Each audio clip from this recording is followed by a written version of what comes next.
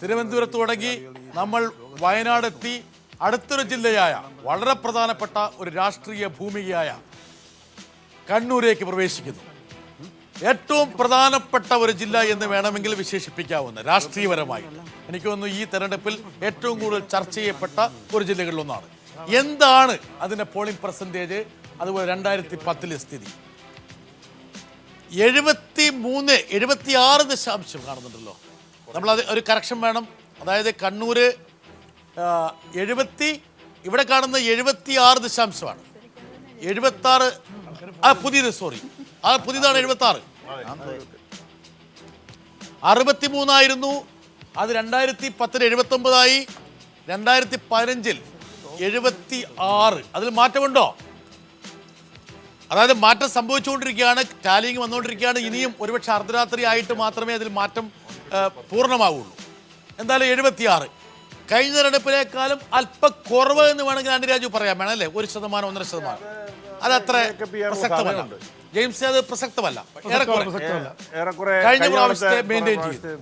2010 എന്തായിരുന്നു?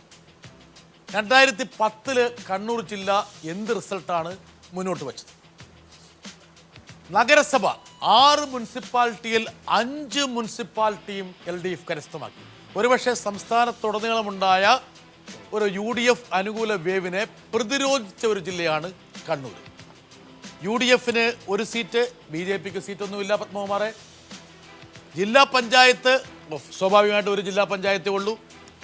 LDFന് 20, UDFന് 6, ബ്ലോക്ക് പഞ്ചായത്ത് 10, 1, ഗ്രാമപഞ്ചായത്ത് 54, 27. ഒരു കണക്കിന് സംസ്ഥാനത്തെ എല്ലാ ജില്ലകളും എടുത്ത് പരിശോധിച്ചാൽ LDFന് പ്രകടമായിട്ടൊരു മേൽക്കോയ്മ നിലനിർത്താൻ കഴിഞ്ഞ ഒരു ജില്ല എന്നുള്ള പദവി കണ്ണൂർ ജില്ലയ്ക്കാണ്. ഇളക്കം തട്ടാത്ത സുനാമിയോ കാറ്റോ ചുഴലിയോ ഒന്നും ബാധിക്കാത്ത ഒരു രാഷ്ട്രീയ ഭൂമികയായിട്ട് ഇടതുപക്ഷ സംബന്ധിച്ചിടത്തോളം കണ്ണൂർ തുടരുകയാണ്. SRS മാറ്റമുണ്ടോ? ശക്തിപ്പെടുവോ? മാറ്റമില്ല. അതിനിവർ അക്രമ രാഷ്ട്രീയമൊക്കെ പറഞ്ഞുകൊണ്ടിരിക്കും. അത്രയും കോൺഗ്രസിന്റെ അക്രമം നടക്കാത്ത സ്ഥലം എവിടെയാണ്? BJPയുടെ അക്രമം നടക്കാത്ത സ്ഥലം എവിടെയാണ്? നിങ്ങൾക്ക് ഇളകാത്തൊരു മണ്ണായിട്ട് കണ്ണൂർ നിൽക്കുമോ എന്നുള്ളതാണ് ചോദ്യം. അതെയോ അത് മെച്ചപ്പെടുവോ? മെച്ചപ്പെടാനാണ് സാധ്യത. മെച്ചപ്പെടാൻ സാധ്യത. PB ജെയിംസ്, എനിക്ക് ശ്രീ ആനത്തലവട്ടൻ്റെ വലിയ അടുത്ത സുഹൃത്താണ് അദ്ദേഹം. പിന്നെ CPMന്റെ സംസ്ഥാന സെക്രട്ടേറിയറ്റ് മെമ്പർ ആയതുകൊണ്ട് അങ്ങനെ പറയേണ്ടി വരുന്നു. വയനാട് നേരത്തെ പറഞ്ഞ പോലെ UDFന് ഇച്ചിരി കുറയുമെന്ന് പറഞ്ഞ പോലെ കണ്ണൂരിലെ കോട്ടകളിൽ ഇത്തവണ CPMന് തീർച്ചയായിട്ടും ആധിപത്യം ഉണ്ടാകും. അതിന് യാതൊരു സംശയവും വേണ്ട, നല്ല ആധിപത്യം ഉണ്ടാവും. പക്ഷെ ഈ കാണിച്ചുള്ളൊരു മൃഗീയ ഭൂരിപക്ഷം ഉണ്ടാവില്ല എന്നുള്ളതാണ് വിലയിരുത്തൽ. ഈ BJP SNDP സഖ്യം വോട്ടുകൾ കണ്ണൂരിലെ കോട്ടകളിൽ ബാധിക്കും. അജിത്ത്, അത് കൂടുതലായിട്ടും ബാധിക്കുക LDFനെ ആയിരിക്കും. ചൂരനാട് ഈ പ്രാവശ്യം കണ്ണൂരിൽ ചരിത്രം തെളിയിക്കും. എന്താന്ന് വെച്ചാൽ കോർപ്പറേഷൻ ഐക്യജനാധിപത്യ മുന്നണി ജയിക്കും. ഞാൻ കൈ കൊടുക്കട്ടെ, എല്ലാ സാധ്യതയുണ്ട്. ഒരു സംശയമില്ല. ആ കോർപ്പറേഷൻ UDFന് തന്നെ. ആ കോർപ്പറേഷൻ ഉണ്ടാക്കിയിരിക്കുന്നതിന് വേണ്ടിയിട്ടാണ്.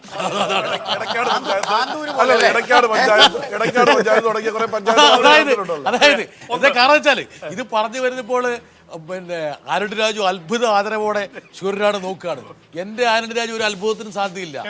എല്ലാ കാലത്തും UDFന്റെ കോട്ടയായിട്ടുള്ള കണ്ണൂർ മുനിസിപ്പാലിറ്റിയെ വികസിപ്പിച്ചപ്പോൾ 5 പഞ്ചായത്ത് കൂട്ടി. 5 പഞ്ചായത്തിൽ 3 പഞ്ചായത്തും കോൺഗ്രസിന്റെ പഞ്ചായത്ത്. അങ്ങനെ ലീഗിനെ കുറച്ച് അരികിൽ ഇരുത്തുകയും ചെയ്തു. കോർപ്പറേഷൻ ഒരുപക്ഷെ കേരളത്തിലെ UDF ഭരിക്കാൻ പോകുന്ന ഉറച്ച കോർപ്പറേഷനുള്ള പദവി കിട്ടും. കോൺഗ്രസ് ഭരിക്കുമോ? ഞാനിപ്പോ അഡ്വാൻസ് ആയിട്ട് അവിടെ ലീഗ് ഭരിക്കുമോ കോൺഗ്രസ് ഭരിക്കുമോ? എന്താണ് ലീഗ് ഭരിക്കും? അത് വേറെ. പക്ഷെ അത് കോൺഗ്രസ് ഭരിക്കുകയാണ്. അതായത് നമ്മുടെ സുമചേച്ചിയാണ് മത്സരിക്കുന്നത്. അല്ല, ആരാ? മറ്റേ രാമകൃഷ്ണന്റെ സെക്രട്ടറി. ഓക്കെ. അപ്പൊ പത്മകുമാർ, ഇവിടെ PB ജെയിംസ് നിങ്ങൾക്ക് ഒരു ആനുകൂല്യം തന്നു. ഒരുപക്ഷെ നിങ്ങളുടെ രസതന്ത്രം SNDP ആയിട്ടുള്ള ആ ഒരു പരീക്ഷണത്തിന് വേണമെങ്കിൽ കുറച്ച് ഇമ്പാക്ട് ഉണ്ടാക്കാൻ പറ്റും. കുറച്ചല്ല, കണ്ണൂർ ജില്ലയിൽ ഇപ്രാവശ്യം വലിയ മാറ്റം ഉണ്ടാവും. ഞങ്ങൾ ഭരിക്കുന്ന പഞ്ചായത്ത് ഉണ്ടാവില്ലെങ്കിൽ നോക്കും. ഓക്കെ, ശരി. ഓക്കെ, നമ്മൾ കണ്ണൂർ ജില്ല നോക്ക്. ഇത് വളരെ പ്രധാനപ്പെട്ട ഒരു ജില്ലയാണ്. എന്താ പറയുക, എത്രയോ നഗരസഭകൾ. മട്ടന്നൂര് തെരഞ്ഞെടുപ്പ് നടക്കുന്നില്ല. ഒരു സവിശേഷമായിട്ടുള്ള നഗരസഭയാണ്. അത് പിന്നീട് തളിപ്പറമ്പ് LDF ഭരിക്കുന്ന മുനിസിപ്പാലിറ്റിയാണ്. പക്ഷെ അത് ഇന്നത്തെ സാഹചര്യത്തിൽ ആ മുനിസിപ്പാലിറ്റി മുസ്ലിം ലീഗിന് UDF-ന് പോകും. ഞാൻ പ്രവചിക്കട്ടെ, തർക്കമുള്ളവർ പറയണം കേട്ടോ. ആന്തൂരം ഉണ്ടാക്കിയത് അതിനു വേണ്ടിയായിരുന്നു ആന്തൂര് എന്നാണല്ലോ പറയാൻ വരുന്നത്. അല്ല, ഞാൻ പറഞ്ഞില്ല, അരൂപേരെ രാജ്യത്ത് ചാടിക്കയറി. ഇതാണ് ചില സത്യങ്ങൾ പെട്ടെന്നൊക്കെ പറഞ്ഞു പോകും. Koothuparamba LDF, Payyanur LDF, Thalassery LDF, Kannur UDF. ഈ കണ്ണൂർ UDF ആണ് ശൂരനാട് പറഞ്ഞ കോർപ്പറേഷൻ. യെസ്, അത് തർക്കമില്ല. ഓക്കെ, അടുത്ത് പുതിയ 4 നഗരസഭകളാണ് കണ്ണൂർ വന്നിരിക്കുന്നത്. ശ്രീകണ്ഠപുരം, ആന്തൂര്, ഇരട്ടി, പാനൂർ. ഇതിൽ ശ്രീകണ്ഠപുരം പഞ്ചായത്താണ് നഗരസഭയായത്. നിലവിലുള്ള അവസ്ഥയിൽ ശ്രീകണ്ഠപുരത്ത് UDF-നാണ് മേൽക്കോയ്മ ഉള്ളത്. അതുപോലെ പാനൂരും UDF-നാണ് മേൽക്കോയ്മകൾ. അതിൻ്റെ ഒരു കണക്ക് നമ്മൾ കൊടുത്തിരുന്നു. അതായത് ഏറെക്കുറെ എനിക്ക് തോന്നുന്നത് നമ്മൾ തയ്യാറാക്കിയിട്ടുണ്ടാകാം ആ നഗരസഭ സംബന്ധിച്ചുള്ള വാർഡുകളുടെ ഒരു സ്ഥിതി. ഇപ്പോഴത്തെ ഈ നഗരസഭയുടെ വാർഡുകൾ വരുവാണെങ്കിൽ ഉണ്ടാകാൻ സാധ്യതയുള്ള വാർഡുകൾ ഏറെക്കുറെ 20-22. ആ കണക്കൊന്ന് പറയൂ പ്ലീസ്. ഞാൻ നമ്മുടെ കൺട്രോൾ റൂമിൽ പറഞ്ഞു കൊടുത്തിരുന്നൊരു കണക്കാണ്. ആ കണക്കുകൾ വന്നു കഴിഞ്ഞാൽ വ്യക്തത വരും. ഈ നഗരസഭകളിൽ ആന്തൂർ മാത്രമാണ്, ആന്തൂർ മാത്രം എന്ന് പറയുമ്പോൾ ആന്തൂറാണ് CPM-ന്റെ ഓർച്ച. അത് അവിടെ റെക്കോർഡ് പോളിംഗ് ആണ്. എത്രയാണ്? 91% പോളിംഗ് ആന്തൂരിൽ റെക്കോർഡ് പോളിംഗ് ആണ്. പാർട്ടി കോട്ടയാണ്. പാർട്ടി കോട്ടയാണ്. വോട്ട് ചെയ്യാൻ സമ്മതിക്കില്ലല്ലോ. 99 വരെ ആകായിരുന്നു. എന്റെ അജിത്തെ, ഞാനിവിടെ സൂര്യനാണ് സാറേ, ഞാൻ ഇവിടെ ഒന്ന് കണ്ണൂരുകാരനായിക്കോട്ടെ. തീർച്ചയായിട്ടും ഈ ആന്തൂർ എന്ന് പറഞ്ഞ സ്ഥലം നിങ്ങൾ വിചാരിക്കുന്നത് പോലെ ഏതെങ്കിലും പ്രാകൃതമായ സ്ഥലമല്ല. അതായത് കേരളത്തിലെ വളരെ പ്രധാനപ്പെട്ട സ്ഥാപനങ്ങൾ, national institute of fashion technology ഉൾപ്പെടെ, ഈ വിഷചികിത്സ കേന്ദ്രം ഉൾപ്പെടെ, കെൽട്രോൺ ഉൾപ്പെടെ, യൂണിവേഴ്സിറ്റി സെന്റർ ഉൾപ്പെടെ, ആയുർവേദ കോളേജ് ഉൾപ്പെടെ, ഒരുപാട് പോലീസ് ആംഡ് ഫോഴ്സ് ക്യാമ്പ് ഉൾപ്പെടെ ഒരുപാട് സ്ഥാപനങ്ങൾ ചെയ്യുന്ന അവിടെയൊക്കെ ആൾക്കാരെ കെട്ടിയിട്ടുകൊണ്ടിരിക്കാൻ ദൈവം ഇത് പറയുന്നത്. ഇത് ഏതോ വിവരമില്ലാത്ത പത്രക്കാരൻ. ദൈവം അജിത്ത് കുറച്ച് വിവരമുള്ള പത്രക്കാരനാണ്. ദൈവം അല്ല, പക്ഷേ ഇവിടെ എങ്ങനെ 14 പേര് അൺപോസ്റ്റ് ആവുന്നോടെ എന്റെ അജിത്ത് ഇതാണ് ചില ഈ പത്മകുമാറിനെ പോലെ ചില സെക്ഷൻസ് പഠിച്ചു വെക്കാത്തതിന്റെ പ്രശ്നമാണ്. അത് പഠിച്ചു വെക്കണം. അതായത് ഇത് ആൾക്കാരുടെ നോമിനേഷനെ സപ്പോർട്ട് ചെയ്യണമെങ്കിൽ എവിടുന്ന് വരണം ആളെ? അവിടുന്ന് വരണം. അവിടുന്ന് ആളില്ല. പണ്ട് വന്നിരുന്ന എവിടുന്നാണ്? പണ്ട് തളിപ്പറമ്പ് നഗരസഭയുടെ ഭാഗമായിരുന്നപ്പോൾ എവിടുന്നെങ്കിലും വരാം. ഇതൊക്കെ ഉണ്ടായിട്ടുള്ള പ്രശ്നമാണ്. എനിവേ നമ്മൾ അതിലേക്ക് പോകേണ്ട കാര്യമില്ല. ശരിയല്ല സൂര്യനാട്? ഞാൻ പറഞ്ഞു ആ തർക്കത്തിലേക്ക് ഇപ്പൊ പോകണം. ഇവിടെയാണ് സൂര്യനാട് വീക്ഷണത്തിന്റെ MD ആയി മാറുന്നത് കേട്ടോ. അതായത് അജിത്തിനെ അവിടെ തിരുത്തി ചില മുഖപ്രസംഗങ്ങൾ തിരുത്താൻ പറ്റുന്നത് പോലെ തന്നെ തിരുത്താറുള്ളത് പോലെ തന്നെ നമ്മുടെ തിരുത്തി.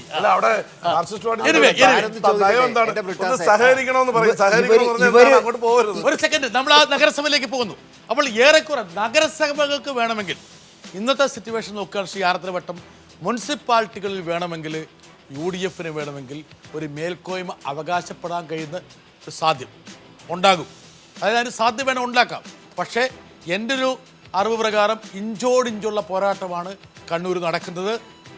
ഒരു പക്ഷേ ഈ പറഞ്ഞ പോലെ പുതിയ പരീക്ഷണങ്ങൾ എങ്ങനെയാണ് അവിടെ സ്വാധീനിക്കാൻ പോകുന്നത്? ഷിയാറത്തലവട്ടം എന്തെങ്കിലും തരത്തിലൊരു BJP SNDP ബാന്ധവത്തിൻ്റെ ലാഞ്ചനങ്ങൾ അവിടെ പ്രകടമാകുന്നുണ്ടോ? കണ്ണൂരിലൊന്നും SNDP BJP ബാന്ധവമൊന്നും കൊണ്ടൊന്നും നേടാൻ പോണില്ല. SNDP അങ്ങനെ വലുതായിട്ടൊന്നും അവിടെ ഇല്ല. കുറച്ച് പ്രമാണിമാരുണ്ടാവാം, പക്ഷെ കുറച്ച് പ്രമാണിമാരല്ലോ ഇതിൻ്റെ നിർണായകമായ ഘടകം. ആ SNDP യോഗത്തിലുള്ള മഹാഭൂരിപക്ഷം വരുന്ന സാധാരണക്കാരല്ലേ. ആ സാധാരണക്കാർ ഈ ഒഴുക്കിൽപ്പെട്ട് BJP ശേഷിച്ച് ഇന്ന് BJP-യുമായി കൂട്ടുകൂടുന്ന ഒറ്റ കാരണത്താൽ തന്നെ പത്മകുമാർ തന്നെ ഏറെക്കുറെ കണ്ണൂർ വലിയൊരു പ്രത്യേകത ഇപ്പൊ അവർ തന്നെ സമ്മതിച്ചല്ലോ. അല്ല, ബ്രിട്ടാസെ ഒറ്റ കാര്യം അവർ തന്നെ പരസ്യമായി പറഞ്ഞല്ലോ. മുരളീധരൻ പറഞ്ഞല്ലോ, പത്മകുമാറിന്റെ നേതാവ്, ഈ ദേശീയ തലത്തിൽ പശുവിനെ തിന്നൂടാ, മട തിന്നൂടാ എന്നൊക്കെ പറഞ്ഞത് കേരളത്തിലെ തെരഞ്ഞെടുപ്പിനെ വല്ലാതെ ബാധിക്കും എന്ന് ഇന്ന് മുരളീധരൻ പറഞ്ഞിരിക്കുകയല്ലേ.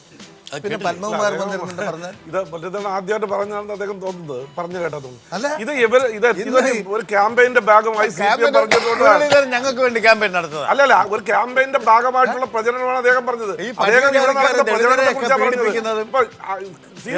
ഞാൻ ചോദിച്ചത്, കേരളത്തിൽ CPM-ന് ആലോചിക്കാൻ പറ്റുമോ? CPM-ന് കണ്ണൂരിൽ ഞങ്ങളുടെ ഒരു ശക്തിക്ഷയം ഉണ്ടാവുമെന്ന് പറയാൻ അല്ലെങ്കിൽ ചിന്തിക്കാൻ അല്ല കഴിയും. എനിക്ക് ആനന്ദ് രാജ് പോലും കരുതുന്നില്ല ശിക്ഷ ഉണ്ടാവുമോ? നിങ്ങൾക്കുള്ള ശക്തിയുണ്ട്, പക്ഷേ SNDP യോഗം കൂടെ വന്ന് ശക്തി കൂടുതൽ വർദ്ധിക്കുമെന്ന് പറയണ്ട. അതൊരു വാർത്ത. ഓക്കെ, അതായത് UDF-ന് ശക്തനായിട്ടുള്ള വ്യക്തമായ ആനന്ദ് രാജ് പറയുന്നു LDF-ന് ഒരു ശക്തിക്ഷയം ഉണ്ടാകാനുള്ള സാധ്യത ഇല്ല എന്ന്. അല്ല, അതൊരു വാർത്തയാണ്. അങ്ങനെ ഉണ്ടാകുന്നത് ഒരു വാർത്ത.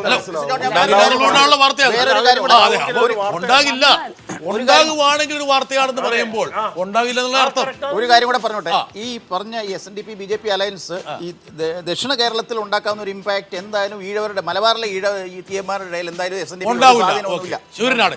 അതായത് ഇവിടെ താങ്കൾ കാണുന്നത്, അതായത് ഇപ്പം ആനന്ദ് രാജു വളരെ സത്യസന്ധമായ ഒരു കാര്യം പറഞ്ഞു. കണ്ണൂരിന്റെ രാഷ്ട്രീയ ഗതിയിൽ വലിയ മാറ്റം ഉണ്ടാകാൻ പോകുന്നില്ല, വലിയ മാറ്റം ഉണ്ടാകാനുള്ള സാധ്യത ഇപ്പൊ കാണുന്നില്ല. എല്ലാ കോസ്മെറ്റിക് ചേഞ്ചസ് അല്ലേ അല്ലേ പക്ഷേ കോർപ്പറേഷൻ എന്ന് പറഞ്ഞു കഴിഞ്ഞാൽ നിശ്ചയിച്ചല്ലോ ആദ്യം. അതൊരു വലിയ ഇമ്പാക്ട്. എന്തോന്നു ഞാൻ കണക്ക് പറഞ്ഞു തന്നില്ല. അതായത്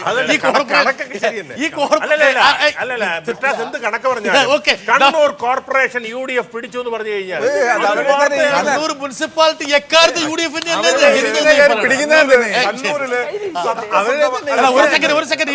ഒരു സെക്കൻഡ് ആന്റണിക്ക് വേണമെങ്കിൽ ആന്റണി രാജിന് വേണമെങ്കിൽ ഹൈ റേഞ്ചിൽ പോയി പ്രസംഗിക്കാൻ ഒരു പോയിന്റ് ആവും. പക്ഷേ ടെലിവിഷൻ സ്റ്റുഡിയോയിലെ ചർച്ചയ്ക്ക് അത് നമുക്ക് എന്തായാലും ഒരു മീഡിയ എക്സ്പേർട്ടിന്റെ ഒരു കമന്റ് നമുക്ക് വരാനുണ്ട്. വരട്ടെ. മോഹൻരാജ് കണ്ണൂരിൽ നിന്ന്. കന്നി മത്സരമാണ് ഇത്തവണ കണ്ണൂർ ജില്ലയിലെ പ്രസ്റ്റീജ് പോരാട്ടം നടക്കുന്ന ഒന്ന്. അതുപോലെ തന്നെ 71 ഗ്രാമപഞ്ചായത്തുകളിലും 24 ജില്ലാ പഞ്ചായത്ത് ഡിവിഷനുകളിലും 8 നഗരസഭകളിലേക്കുമാണ് ഇന്ന് തെരഞ്ഞെടുപ്പ് നടന്നത്. എന്തു തന്നെയായാലും കണ്ണൂർ കോർപ്പറേഷനാണ് ഇന്ന് ഇരു മുന്നണികൾക്കും ഏറെ അഭിമാനകരമായ പോരാട്ടത്തിന് വക നൽകുന്നത്. 55 ഡിവിഷനുകളിലേക്കാണ് തെരഞ്ഞെടുപ്പ് നടത്തുന്നത്. ഇതിൽ 10-15-ലേറെ ഡിവിഷനുകളിൽ ഈ പോയിന്റ് ശല്യം UDF-നെ സാരമായി ബാധിച്ചിട്ടുണ്ട്. 15 1-2 സീറ്റുകൾ കൂടുതൽ നേടാൻ LDF-ന് കഴിയുമെന്ന് തന്നെയാണ് ഇതുവരെയുള്ള പോലീസ് പ്രവർത്തനത്തിലും തെരഞ്ഞെടുപ്പ് പ്രവർത്തനത്തിലും എല്ലാം മേൽക്കൈ നേടിയ LDF-ന് കൂടുതൽ സഹായകരമാവുന്നത് എന്ന് പ്രത്യേകം പറയേണ്ടിയിരിക്കുന്നു. പഞ്ചായത്തിൽ ഒരുപാട് വിഷയങ്ങൾ, നഗര ഭരണത്തിന്റെ മുരടിപ്പും അതുപോലെ തന്നെ ശബ്ദം മോശമാണല്ലോ, ഘടകകക്ഷികളിലെ UDF ഘടകകക്ഷികളുടെ ഐക്യമില്ലായ്മയും ഒക്കെ തെരഞ്ഞെടുപ്പ് പ്രവർത്തനങ്ങളിലുടനീളം കാണാൻ കഴിഞ്ഞിട്ടുണ്ട്. എന്നാൽ അതിൽ നിന്നെല്ലാം വ്യത്യസ്തമായി നഗരത്തിന് പുതിയൊരു മുഖം സമ്മാനിക്കും എന്ന് പറഞ്ഞുകൊണ്ടാണ് കോർപ്പറേഷൻ അഴിമതി നിറഞ്ഞ നഗരഭരണം മാറ്റി പറിച്ചു നടുകയും പുതിയ വികസന പ്രവർത്തനങ്ങൾക്ക് പുതിയ കാഴ്ചപ്പാടോടുകൂടിയുള്ള വികസന പ്രവർത്തനങ്ങൾ ആവിഷ്കരിക്കാൻ നഗരത്തിന് കഴിയും ഇടതുമുന്നണിയും രംഗത്തിറങ്ങിയത്. അതുകൊണ്ട് തന്നെയാണ് കോർപ്പറേഷൻ ഭരണം ഇത്തവണ അട്ടിമറി സംഭവിച്ചാലും അത്ഭുതപ്പെടാനില്ല എന്ന് പ്രത്യേകം പറയേണ്ടിയിരിക്കുന്നത്. ശ്രീ ശൂരനാട്, ഞാൻ നിങ്ങൾക്ക് തന്നിരിക്കുന്ന കയ്യം തിരിച്ചെടുത്തു. മോഹൻരാജ് പറഞ്ഞിട്ടുണ്ട് എന്നാലും 2-3 ഭൂരിപക്ഷം കിട്ടാൻ ഞാൻ കൈ തിരിച്ചെടുത്തു കേട്ടോ. എടുക്കണ്ട. എന്താ കാരണം വെച്ചാൽ നമ്മുടെ എക്സ്പേർട്ട് പറയുന്നത് അദ്ദേഹം സ്വതന്ത്രനായ ഒരു മാധ്യമ പ്രവർത്തകനാണ്. ഒരു തരത്തിലും ഒരു ഇതാ നോക്ക്, ഇവിടെ നോക്കുക. മേയർ സ്ഥാനാർത്ഥിക്കെതിരെ റിബൽ, പള്ളിക്കുന്നിൽ 7 വിമതർ. അതായത് ഈ പറഞ്ഞ കണ്ണൂർ കോർപ്പറേഷനിൽ നല്ല വിമത, അതും ശക്തരായിട്ടുള്ള വിമതന്മാരാണ്. അത് മനസ്സിലാക്കേണ്ട കാര്യം. ഒരുപക്ഷെ തിരുവനന്തപുരം കഴിഞ്ഞാൽ ഏറ്റവും കൂടുതൽ വിമതരെ നേരിടുന്ന ഒരു കോർപ്പറേഷനാണ്. UDF-ന്റെ ചെയർമാൻ സ്ഥാനാർത്ഥിയായിട്ടുള്ള സുമാ ബാലകൃഷ്ണനെതിരെ പോലും വിമതം മത്സരിക്കുന്നു. അതുകൊണ്ട് തന്നെ ഞാൻ മാച്ചു, ഏതൊരു സിനിമയിൽ പറഞ്ഞ പോലെ കൊടുത്ത അനുഗ്രഹം മാച്ചു കളഞ്ഞു. ഒരുപക്ഷെ ഇവിടെ ചർച്ച ചെയ്ത് കാണും. ഈ ഇത്തവണ UDF-ഉം കോൺഗ്രസും നേരിടുന്ന ഏറ്റവും വലിയ പ്രശ്നമാണ് താങ്കൾ ചൂണ്ടിക്കാണിച്ചത്, ഈ റിബൽ ശല്യം.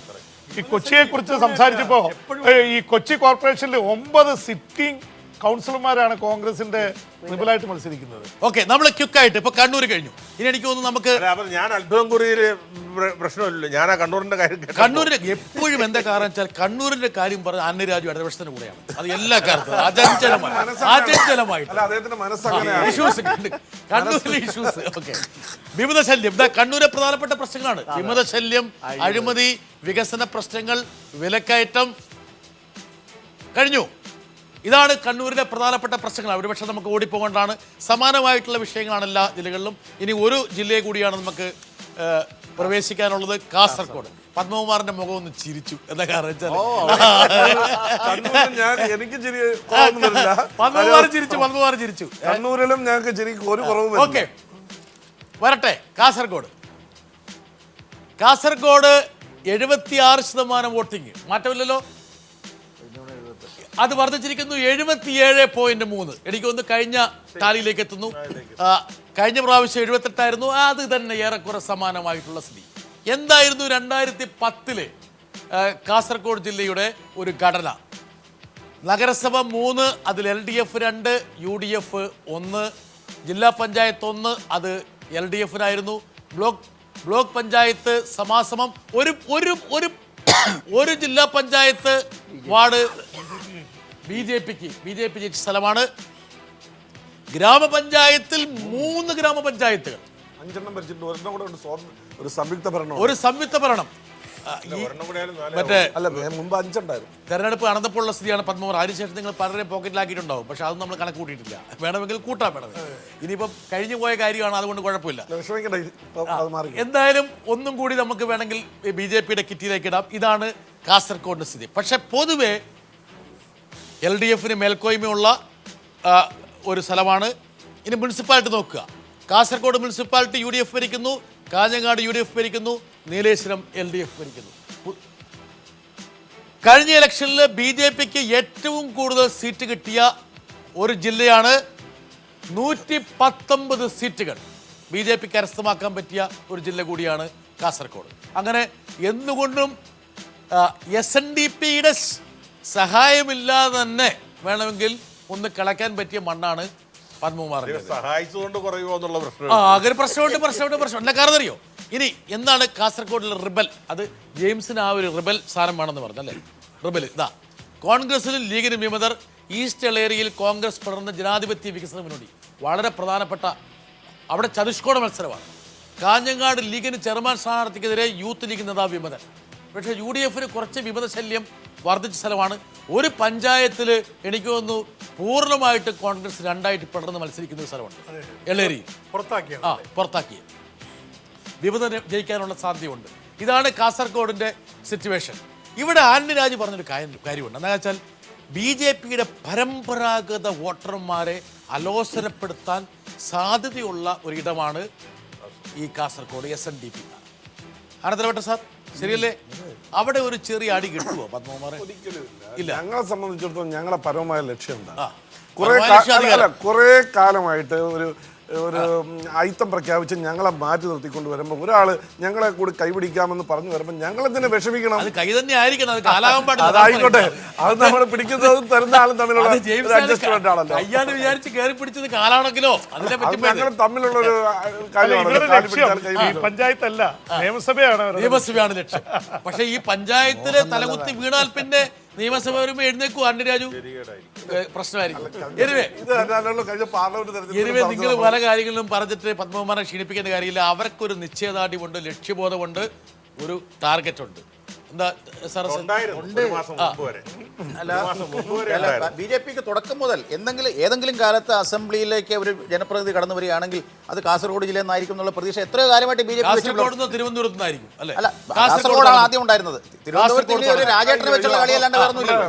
ജിത്ത്, ഒരു കാര്യം മനസ്സിലാക്കണം. കഴിഞ്ഞ നിയമ ഇലക്ഷൻ കഴിഞ്ഞപ്പം രമേശ് ചെന്നിത്തല പറഞ്ഞ എന്താണെന്ന്, UDF-ന്റെ വോട്ട് കുറഞ്ഞു, അപ്പം രാജഗോപാൽ ജയിക്കാണ്ടെന്ന് ഞങ്ങൾ തീരുമാനിച്ചു. ഒരു BJP-കാരൻ വരുന്നേക്കാളും കോൺഗ്രസ് CPM ജയിച്ചു പോട്ടെ. അല്ല, ആ കാര്യം പറഞ്ഞിട്ടാണ് ഞങ്ങളുടെ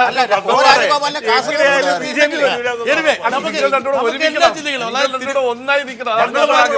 പത്മകുമാർ തിരുവനന്തപുരം, കൊല്ലം, ഇടുക്കി, വയനാട്, കോഴിക്കോട്, കണ്ണൂര്, കാസർഗോഡ്, ഈ ജില്ലകളിലൂടെ കടന്നുപോയി നമ്മൾ കാസർഗോഡ് എത്തി നിൽക്കുന്നു. കാസർഗോഡിന്റെ ഒരു രാഷ്ട്രീയത്രം വിശദീകരിക്കാൻ വേണ്ടി ക്വിക്കായിട്ട് നമ്മുടെ ഒരു വിദഗ്ധം വരുന്നുണ്ട്. റഹ്മാൻ തായലങ്ങാടി, കാസർഗോഡ്, പറയൂ. തന്നെ ആയിരിക്കും ഇത്തവണത്തെയും ഒരു സ്ഥിതി എന്നാണ് എനിക്ക് തോന്നുന്നത്. ഇപ്പൊ ജില്ലാ പഞ്ചായത്തിലാണ്. ജില്ലാ പഞ്ചായത്ത് കഴിഞ്ഞ ഏതാനും വർഷങ്ങളായിട്ട് പിന്നെ LDF-ന്റെ കൈകളിലാണുള്ളത്. അത് തിരിച്ചുപിടിക്കാൻ വേണ്ടിയുള്ള തീവ്രമായ ശ്രമങ്ങൾ പിന്നെ UDF-ന്റെ ഭാഗത്ത് നിന്ന് നടത്തിയിട്ടുണ്ട്. അവരതിൽ വലിയ പ്രത്യാശ പുലർത്തുകയും ചെയ്യുന്നുണ്ട്. എങ്കിലും എൻ്റെ ഒരു നിഗമനത്തിൽ പിന്നെ LDF വളരെ പിന്നെ ഇത് തന്നെ വളരെ സൂക്ഷ്മതയോടുകൂടി വളരെ ഗൗരവത്തോടും കൂടി കണ്ടതുകൊണ്ട് തന്നെ ആവണം പിന്നെ ചിലപ്പോ പഴയതുപോലെ തന്നെയുള്ള നിലക്കും എന്നാണ് തോന്നുന്നത്. പിന്നെ കാസർഗോഡ് മുനിസിപ്പാലിറ്റിയാണ് ഇവിടെ കാസർഗോട്ടെ ജില്ലയുടെ ഒരു സ്ഥിര കേന്ദ്രം എന്ന് പറയുന്നത്. BJP വളരെയധികം പുറകിലോട്ട് പോയി 11-22 എന്നുള്ള രീതിയിലേക്ക് അവരുടെ അംഗസംഖ്യ കുറയുകയുണ്ടായി. അപ്പോൾ അവർക്ക് തന്നെ പിന്നെ കാസർഗോഡ് മുനിസിപ്പാലിറ്റിയെ കുറിച്ചിട്ട് വലിയ പ്രതീക്ഷയൊന്നും ഇപ്പൊന്നുമില്ല. പിന്നെ എനിക്ക് തോന്നുന്നു ഈ പുതിയ സംഭവ വികാസങ്ങളും കേരളത്തിൽ നിന്ന് പിന്നെ ഉണ്ടായിക്കൊണ്ടിരിക്കുന്ന പുതിയ രാഷ്ട്രീയ ചിന്തകളുമൊക്കെ പിന്നെ വലിയ രീതിയിൽ ജനങ്ങളെ ബാധിക്കുകയും അത് ഈ കാസർഗോഡ് മഞ്ചേശ്വരം മണ്ഡലത്തിൽ തന്നെ BJPക്ക് പ്രതികൂലമായിട്ട് അത് ബാധിച്ചിട്ടുണ്ട് എന്നുള്ള പിന്നെ ഒരു നിഗമനമാണ് എനിക്ക് തോന്നുന്നുള്ളത്. പത്മകുമാർ, നമ്മൾ ആശങ്കപ്പെട്ട പോലെ തന്നെ ഇൻവെർട്ടർ കോമ അവിടെ നിങ്ങൾക്ക് ഉണ്ടാകേണ്ടിയിരുന്ന ഒരു അപ്പർ ഹാൻഡ് പുതിയ രാഷ്ട്രീയ സാഹചര്യത്തിൽ നഷ്ടപ്പെട്ടോ എന്നൊരു സംശയം അദ്ദേഹത്തിനല്ലേ? അദ്ദേഹത്തിന്. ഓക്കെ, നമുക്കൊരു ചെറിയൊരു ക്വിക്കായിട്ടുള്ള ബ്രേക്കിന് ശേഷം നമ്മൾ തിരിച്ചു വരാം. ഇന്ന് തിരഞ്ഞെടുപ്പ് നടന്ന 7 ജില്ലകളിലെ രാഷ്ട്രീയ സ്പന്ദനങ്ങളാണ് ഞങ്ങളിവിടെ അനാവരണം ചെയ്തത്. കനത്ത പോളിംഗ് ആണ് ഈ 7 ജില്ലകളിലും നടന്നത്. 76.2%. ഒരുപക്ഷെ നഗരപ്രദേശങ്ങളിൽ മാത്രമാണ് പോളിംഗ് അല്പം മന്ദഗതിയിലായി അല്പം താഴേക്ക് പോയത്. പൊതുവെ കേരളത്തിൻ്റെ ഒരു രാഷ്ട്രീയ ഭൂമിക എങ്ങോട്ടാണ് എങ്ങനെയാണ് എന്നുള്ളതിൻ്റെ ഒരു സാക്ഷ്യപത്രമായിട്ടാണ് തദ്ദേശ സ്വയംഭരണ തെരഞ്ഞെടുപ്പിനെ കാണുന്നത്. ഈ 7 ജില്ലകളിലെ പോളിംഗ് പൂർത്തിയായ ഘട്ടത്തിൽ ഒരുപക്ഷെ വേണമെങ്കിൽ കേരളം എങ്ങോട്ടെന്ന് വേണമെങ്കിൽ നമുക്ക് ഊഹിക്കാവുന്നതാണ്, ഒരു നിഗമനത്തിൽ എത്തിച്ചേരാവുന്നതാണ്. വ്യത്യസ്ത രാഷ്ട്രീയ വീക്ഷണങ്ങളെ പ്രദാനം ചെയ്യുന്ന വ്യക്തികൾ നമ്മുടെ ഒപ്പം സ്റ്റുഡിയോയിലുണ്ട്, മാധ്യമപ്രവർത്തകരുണ്ട്. അതോടൊപ്പം തന്നെ ഈ 7 ജില്ലകളിൽ നിന്നും ആ ജില്ലകളിലെ പ്രധാനപ്പെട്ട കാര്യങ്ങളെ അപഗ്രഥനം ചെയ്യാൻ വേണ്ടിയുള്ള വിദഗ്ധരും നമ്മളോടൊപ്പം ചേരുകയുണ്ടായി. നമ്മുടെ ചർച്ച അവസാന റൗണ്ടിലേക്ക് കിടക്കുകയാണ്.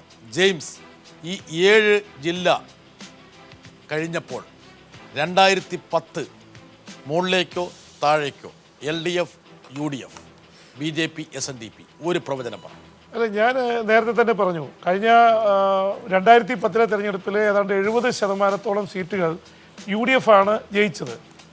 LDF-ന് പിന്നെ ബാക്കിയുള്ള ഇതിൽ അവകാശപ്പെടാൻ അപ്പൊ UDF-ന് ആ ഒരു അത്രയും വലിയൊരു ആധിപത്യം ഈ ഇതിൽ നിലനിർത്താൻ പറ്റില്ല എന്ന് മാത്രമല്ല LDF-ഉം UDF-ഉം ഏതാണ്ട് ഒപ്പത്തിനൊപ്പമായിരിക്കുമെന്നാണ് എൻ്റെ ഒരു വിലയിരുത്തൽ. LDF-ഉം UDF-ഉം ഒപ്പത്തിനൊപ്പം എന്ന് പറയുമ്പോൾ കോൺഗ്രസിന് അല്ലെങ്കിൽ UDF-ന് ശൂരനാട് സാറെ 15-18-20% നഷ്ടം സംഭവിക്കുമെന്നാണ് അത് അനുമാനിക്കേണ്ടത്. പക്ഷെ ഒരു കാര്യമുണ്ട്, BJP അവരുടെ നില മെച്ചപ്പെടുത്തുകയും ചെയ്യും. ആ വോട്ട് എവിടെ പോകുന്നു? അപ്പോൾ UDF-ന് നഷ്ടപ്പെടുന്നതിന്റെ ഗണ്യമായ പങ്ക് LDF-ന് കിട്ടാം, ഒരു പങ്ക് BJP കിട്ടാം. ഇതാണ് ജെയിംസിന്റെ. PP ജെയിംസിന് എന്തായാലും SRS-നോട് ആഭിമുഖ്യമൊന്നുമില്ല. അദ്ദേഹം കൃത്യമായിട്ട് അദ്ദേഹത്തിന്റെ മനസ്സിൽ വരുന്ന കാര്യങ്ങളാണ് അദ്ദേഹം പറയുന്നത്. ഓക്കെ, ശ്രീ ആരത്തലവട്ടം, താങ്കളുടെ അടുത്തിരുന്ന ശ്രീ ജെയിംസ് പറഞ്ഞൊരു കാര്യമുണ്ട്, LDF നില മെച്ചപ്പെടുത്തിയേക്കാം, പക്ഷേ 50% മാർക്ക് ക്രോസ് ചെയ്യൂ എന്നുള്ള കാര്യത്തിൽ അദ്ദേഹത്തിന് ഉറപ്പില്ല. നില മെച്ചപ്പെടുത്തും. ഇവിടെ UDF-ന്റെ ആൾക്കാരും BJP-യും ഒക്കെ പറഞ്ഞു നടക്കുന്നത് അരുവിക്കരയിൽ ഒരുപാട് വോട്ട് കിട്ടി, ഞങ്ങൾ വീണ്ടും ജയിച്ചു, ഉപതെരഞ്ഞെടുപ്പിലൊക്കെ ഞങ്ങൾ ജയിച്ചു എന്നൊരു കണക്ക് പറഞ്ഞാണല്ലോ UDF വേണ്ടി അധികാരത്തിൽ വരുമെന്ന് പറയുന്നത്. 1982 ഗവൺമെൻറ് പോയതിന് ശേഷം 82 ശേഷം കുറേ ഉപതെരഞ്ഞെടുപ്പ് നടന്നു. ആ ഉപതെരഞ്ഞെടുപ്പ് എല്ലാം UDF ജയിച്ചു. പുനലൂർ ഉപതെരഞ്ഞെടുപ്പിൽ ജയിച്ചു, പറവൂർ ഉപതെരഞ്ഞെടുപ്പ് ജയിച്ചു, മലപ്പുറത്ത് ഒരു ഉപതെരഞ്ഞെടുപ്പ് 40,000 വോട്ടിൻ്റെ ഭൂരിപക്ഷം ജയിച്ചു. 84 പാർലമെൻറ്റ് തെരഞ്ഞെടുപ്പിൽ 20 സീറ്റിൽ 1 സീറ്റേ CPM ജയിച്ചുള്ളൂ. ബാക്കിയുള്ള ഇതെല്ലാം UDF ജയിച്ചു. പക്ഷേ 87 തെരഞ്ഞെടുപ്പ് വന്നപ്പോൾ എന്തായി? പണ്ട് അരുവിക്കര ജയിച്ചു, ഞങ്ങൾ എല്ലാ ഉപതെരഞ്ഞെടുപ്പിലും ജയിച്ചു. അതിനോടൊപ്പം അതൊരു കാര്യത്തിൽ പറഞ്ഞുകൊണ്ട് ഇന്നിപ്പോൾ വന്നിരിക്കുന്ന 87-നേക്കാൾ അനുകൂലമായ ഒരു സാഹചര്യം വന്നിട്ടുണ്ട്. ജനങ്ങൾ ഇതെല്ലാം കാണുന്നവരാണ്. എന്താന്ന് വെച്ചാൽ ശ്രീ ആരത്തലവട്ടം 50% മാർക്ക് ക്രോസ് ചെയ്യും. ഇതിനല്ലാതെ എത്ര 55, ഞങ്ങളുടെ ഒരു 60 ഏറ്റവും കുറഞ്ഞ 60%. ഏറ്റവും കുറഞ്ഞ 60%. ഓക്കെ, അജിത്ത് അതായത് എന്തായാലും ജെയിംസ് താങ്കളോട് ഒരു തരത്തിലും അംഗീകരിക്കുന്നില്ലേ? പിണങ്ങാത്ത ഒരാളാണ്, നല്ലൊരു ആഭിമുഖ്യമുള്ള ആളാണ്. ആ സഹോദരൻ പറഞ്ഞിരിക്കുന്നു കോൺഗ്രസിന് കനത്ത നഷ്ടം, ഇതിൽ 10-15% നഷ്ടം ഉണ്ടാകുന്നു. 2010-ഉം 2015 തമ്മിലുള്ള ഏറ്റവും പ്രകടമായ വ്യത്യാസം 2010 ഒരു ജസ്റ്റ് ടു കോർണേഡ് ഫൈറ്റ് ആയിരുന്നു. പ്രധാന മത്സരം ഇടത്തും LDF. ഇത്തവണ അതൊരു ത്രികോണ മത്സരത്തിന്റെ രൂപത്തിലേക്ക് സ്വഭാവത്തിലേക്ക് വന്നു ഈ 5 കൊല്ലത്തിന് ശേഷം. അപ്പോൾ ആ ത്രികോണ മത്സരത്തിൽ ഇപ്പൊ കളത്തിലുള്ള കഴിഞ്ഞ BJP ഒറ്റയ്ക്കായിരുന്ന പോലുള്ള സാഹചര്യമല്ല. BJP കുറച്ചുകൂടെ നില മെച്ചപ്പെടുത്തിയാൽ അത് ഒരു പക്ഷേ ഇടതിന്റെ ചെലവിലായിരിക്കും BJP മെച്ചപ്പെടുത്തുന്നത് കൊണ്ട് UDF-ന് വലിയ തട്ടുകേട് വരില്ല. ഓക്കെ, ചന്ദ്രിക. ഞാൻ നേരത്തെ പറഞ്ഞല്ലോ 60-65%. 60-65. അത് ശ്രീ ആനന്ദവട്ടം പറഞ്ഞുകൊണ്ടാണോ അങ്ങനെ ഞാൻ പറയുന്നത്? ആദ്യമേ പറഞ്ഞല്ലോ. ആദ്യമേ പറഞ്ഞു. ഓക്കെ, അപ്പം ശ്രീ ചന്ദ്രിക പറഞ്ഞ കേട്ടിട്ടാണ് ശ്രീ ആനന്ദവട്ടം പറഞ്ഞത്. അപ്പൊ ഇല്ലായിരുന്നു, സോറി. അപ്പം രണ്ടും ഒറിജിനൽ തിങ്കിങ് ആണ്. ശ്യാരളി രാജു. ഐക്യജനാധിപത്യ മുന്നണി വ്യക്തമായ മേൽക്കൈ ഈ തെരഞ്ഞെടുപ്പിൽ യാതൊരു സംശയം. 51%. 51 അതിന്റെ മുകളിൽ പോകും. എത്ര? ഒരു 60% വരെ പോയേക്കാം. 60% പോകുന്നു മാത്രമല്ല, ഇത് അല്ലല്ല ഞാൻ പറയാം, പോകുന്നു മാത്രമല്ല അല്പം ഞാൻ പറഞ്ഞ 10% വോട്ടിന്റെ കാര്യത്തിലുള്ള കുറവുണ്ടാവുന്നുള്ള ഒഴിച്ചാൽ ഭരണസ്ഥാപനങ്ങളുടെ എണ്ണത്തിൽ UDF-ന് കാര്യമായ കുറവ് സംഭവിക്കില്ല. ഇപ്പം അജിത്ത് മാത്രമാണ് ഒരുപക്ഷെ പരോക്ഷമായിട്ട് ഒരു ത്രികോണ മത്സരത്തിന് ലാഞ്ചന ചില സ്ഥലങ്ങളിലെങ്കിലും ഉണ്ടെന്നുള്ള മൊത്തം ഉണ്ടെന്ന് പറഞ്ഞോ? സ്വാധീനിക്കാനും മാത്രം ഉള്ളത് വളരെ ചുരുക്കമേ ഉള്ളൂ. അതെ, കറക്റ്റ്. മാറ്റി മൊത്തം ഞാൻ പറഞ്ഞില്ല. ബോപ്രസവം മാറ്റി പോലെ മാറ്റി. എല്ലായിടത്തും കാൻഡിഡേറ്റ്സും ഇല്ലല്ലോ. എല്ലായിടത്തും ആളെ കിട്ടാത്തതുകൊണ്ട് 10% സീറ്റ് നിർത്താൻ പറ്റില്ല. നിങ്ങളൊന്ന് ആലോചിച്ച് നോക്കണം. അല്ല, വെറും 6000 വാർഡിൽ മത്സരിച്ചുകൊണ്ടിരുന്ന ഞങ്ങള് 19,000 കൂടുതൽ സീറ്റിൽ മത്സരിക്കുന്നുണ്ട്. ഇപ്പോ അത് വെള്ളാപ്പള്ളി കുറെ ആൾക്കാർ വെള്ളാപ്പള്ളി അതായിരിക്കോട്ടെ, ആയിക്കോട്ടെ, ഞങ്ങൾ വിരോധമല്ല. താമര ചിഹ്നത്തിൽ 19,000-ഓളം ആളുകൾ മത്സരിക്കുന്നുണ്ട്. കേരളത്തിൽ പാർട്ടി ചിഹ്നത്തിൽ ഏറ്റവും കൂടുതൽ സ്ഥാനാർത്ഥി മത്സരിക്കുന്ന ഭാരതീയ ജനതാ പാർട്ടിയാണ്. ആണല്ലോ. അപ്പൊ 6000-ൽ നിന്ന് 19,000-ലേക്ക് ഞങ്ങൾക്ക് എത്താൻ കഴിയുമെങ്കിൽ ഈ തെരഞ്ഞെടുപ്പിൽ ഞങ്ങൾക്ക് ആ ഗണ്യമായ നിലയിലേക്ക് ഈ തെരഞ്ഞെടുപ്പ് വിജയം ഉണ്ടാക്കാൻ കഴിയും. പത്മകുമാർ, കഴിഞ്ഞ തെരഞ്ഞെടുപ്പിലെ 480 സീറ്റ് സ്ഥാനങ്ങളാണ് BJP. നിങ്ങൾ പിടിച്ചിട്ടില്ല. നിങ്ങൾ ബുദ്ധിമാനാ. നിങ്ങൾ ആ പറ്റേ കൊലതുളസി കമ്പത്തിയേറ്റിട്ട് അയാളെ കൊണ്ട് ചെയ്യാൻ പോണത് എന്തെങ്കിലും സംഭവിച്ചാൽ പാവം വെള്ളാപ്പള്ളി നടേശന് തലയിൽ കൊണ്ടുപോകും. അതൊന്നും പാവത്തിന്റെ കാര്യം, അതൊന്നും വേണ്ട. എന്തായാലും അമിത്ഷാടെ തലയിൽ വെക്കാൻ പറ്റില്ല. ഞങ്ങളെ സംബന്ധിച്ചിടത്തോളം നിങ്ങൾ 7-ാം തീയതി നോക്കിക്കോ. വളരെ സന്തോഷകരമായിട്ടുള്ള 2016-ലേക്കുള്ള ഒരു കുതിച്ചുചാട്ടത്തിന്റെ തുടക്കമായിരിക്കും. ചർച്ചയിൽ പത്മകുമാറില്ലേ? ഏറ്റവും ഫലപ്രദമായ ചർച്ച 3 മണിക്കൂർ നടന്നതിനുള്ള സന്തോഷം. ആ 3 മണിക്കൂർ ഇരുന്നത് അതുകൊണ്ട് തന്നെയാണ്. പക്ഷെ അതിന്റെ റിസൾട്ട് അവസാനം പറയുമെന്ന് എനിക്കറിയാം. പക്ഷേ എങ്കിൽ പോലും റിസൾട്ട് ഞാൻ പറയില്ല. ഞാൻ മനസ്സിലാക്കിയ റിസൾട്ട് ഞാൻ പറയാം. നമ്മളേതാണ്ട് 4 കോർപ്പറേഷനും ബാക്കി മുനിസിപ്പാലിറ്റികൾ കുറേ എണ്ണമുണ്ട്. ഈ 4 കോർപ്പറേഷനകത്ത് തിരുവനന്തപുരത്ത് റിബൽ ശല്യത്തിന്റെ അടിസ്ഥാനത്തിൽ ചെറിയൊരു പോസിബിലിറ്റി കുറവ് ഒഴിച്ചാൽ ഞാൻ മനസ്സിലാക്കിയെടുത്തോണ്ട് പോയിക്കൂടാ അത് റിസൾട്ടിനെ ബാധിക്കാൻ. ഞാൻ പറഞ്ഞോട്ടെ, ബാക്കി കൊല്ലം, കോഴിക്കോട്, കണ്ണൂര് ഈ 3 കോർപ്പറേഷനുകളും ഇന്ത്യൻ നാഷണൽ കോൺഗ്രസ് ഐക്യജനാധിപത്യം കൊണ്ട് ഭരിക്കും എന്നാണ് ഈ ചർച്ചയിൽ അവസാനം നമ്മൾ കണ്ടെത്തിയത്. തെറ്റുണ്ടോ?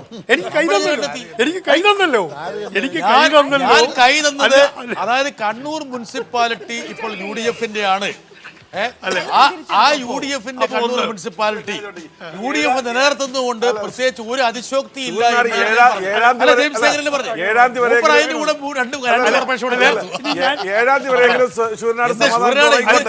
ഞാൻ അവസാനിപ്പിച്ചില്ല. ഞാൻ തുടക്കത്തിലേ പറഞ്ഞത് എന്റെ അഭിപ്രായം തന്നെയാണ്. 2010 തനിയാവർത്തവും കുറച്ചുകൂടി കോർപ്പറേഷനുകളിൽ കോൺഗ്രസ് പരിഹരിക്കും. ഇവർക്ക് BJP നില മെച്ചപ്പെടുത്തുന്നു. എന്തൊരു ആനുകൂല്യമാണ് നോക്കുക. പറയാം, 2010-നേക്കാൾ മെച്ചപ്പെട്ട ഒരു പൊസിഷനിലേക്കാണ് LDF ഈ 2015 തെരഞ്ഞെടുപ്പിൽ ചെന്നെത്തുക. അതിൻ്റെ മുഴുവൻ കാര്യങ്ങളും ഇന്ന് നടന്ന 7 ജില്ലാ പഞ്ചായത്ത് തിരഞ്ഞെടുപ്പ് 7 ജില്ലകളിലെ വോട്ടിംഗ് പോളിംഗ് പരിശോധിച്ച് ഒരുപക്ഷെ ആ ജില്ലകളെ സ്വാധീനിച്ചിട്ടുള്ള ഘടകങ്ങളെ വിലയിരുത്തിയുള്ള സമഗ്രമായിട്ടുള്ള ചർച്ചയാണ് പഞ്ചായത്ത് വാരത്തിൽ നമ്മൾ പൂർത്തിയാക്കിയത്. ഇനി 5-ാം തീയതി ബാക്കിയുള്ള 7 ജില്ലകളിൽ തിരഞ്ഞെടുപ്പ് നടക്കാൻ പോവുകയാണ്. ഒരുപക്ഷെ പാതി കേരളം ഇതിനകം തന്നെ ഒരു തീരുമാനം എടുത്തു കഴിഞ്ഞു. 7-ാം തീയതി രാവിലെ ഈ പറഞ്ഞ മെഷീൻ ഓപ്പൺ ആക്കുമ്പോൾ എന്ത് സംഭവിക്കുമെന്നറിയാം. എങ്കിൽ പോലും പ്രേക്ഷകർക്ക് ഒരുപക്ഷെ ഈ തെരഞ്ഞെടുപ്പിൻ്റെ ഒരു ചിത്രം പകർന്നു നൽകാൻ വേണ്ടിയിട്ട് ഈ പഞ്ചായത്ത് വാരം സഹായിച്ചുവെന്ന് ഞങ്ങൾ വിശ്വസിക്കുന്നു. നാളെ ഇതേ സമയത്ത് 7 മണിക്ക് ഞങ്ങൾ വീണ്ടും ഈ പരിപാടിയുമായി തിരിച്ചു വരും. തദ്ദേശ സ്വയംഭരണ തെരഞ്ഞെടുപ്പിൻ്റെ മറ്റ് വശങ്ങളെ മുൻനിർത്തിയുള്ള അവലോകനവും ചർച്ചയും ഉണ്ടാകും. ഈ ചർച്ചയിൽ പങ്കെടുത്ത എൻ്റെ സ്നേഹിതന്മാർക്ക് ശ്രീ പി ജെയിംസ്, ശ്രീ ആരത്തലവട്ടം, അജിത്ത്, ചന്ദ്രിക, ആൻ്റണി രാജു, പത്മകുമാർ, എൻ്റെ ഏറ്റവും അടുത്ത സുഹൃത്ത് എൻ്റെ ശൂരനാട്. ഇതാണ് ഈ 3 മണിക്കൂർ നമ്മൾ ചർച്ച ചെയ്യുമ്പോൾ ഉണ്ടാകുന്ന സ്ലിപ്പ്. SRSൻ്റെ പേര് ഞാൻ വിട്ടുകളയാണ് എന്നതിൽ എൻ്റെ സഹോദരനാണ്. ഇത്രയും പേർക്ക് നന്ദി പറഞ്ഞുകൊണ്ട് നാളെ 7 മണിക്ക് വീണ്ടും കാണാമെന്നുള്ള ഒരു പ്രതീക്ഷയിൽ നിർത്തുന്നു. നന്ദി, നമസ്കാരം.